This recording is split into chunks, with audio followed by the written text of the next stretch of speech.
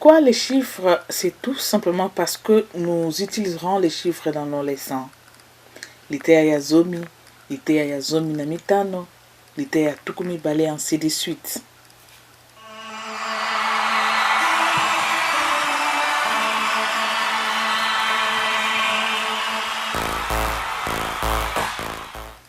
Avant d'aborder notre sujet, permettez-moi d'ouvrir d'abord une parenthèse que je vais fermer rapidement.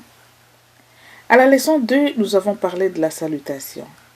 Nous voulons vous informer en passant que les Quinois ont une façon particulière de se saluer. Ils ont même tendance à laisser tomber la première partie c'est-à-dire mbote.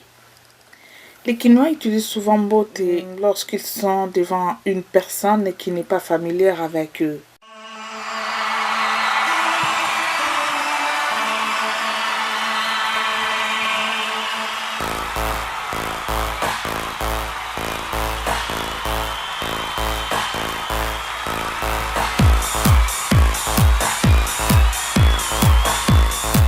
Ndengeni.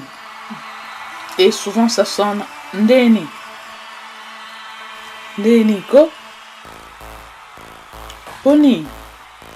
Olobinin. Olobini ko.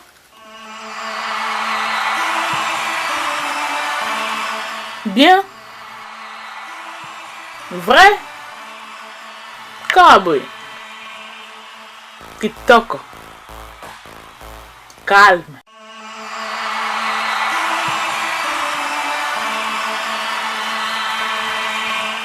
Libungu tulu, moko, mibale, misato, minei, mitano.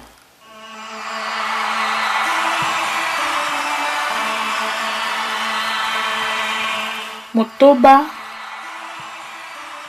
sambo, mwambe, libwa, zomi.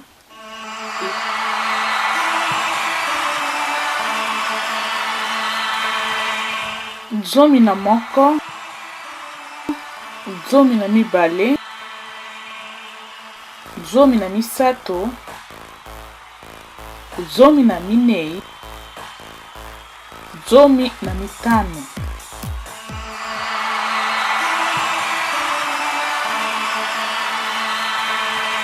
Zomi na motoba, zomi na sambo, zomi na mwambe,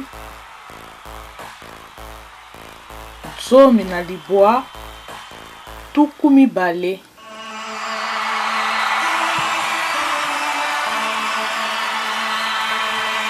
Tuku mibale na moko, tuku mibale na mibale, tuku misato. Tuku misato na moko, tuku misato na mibale,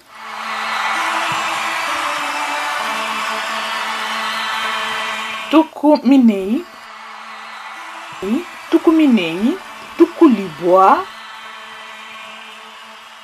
nkama, koto, efuku, tope bamilio.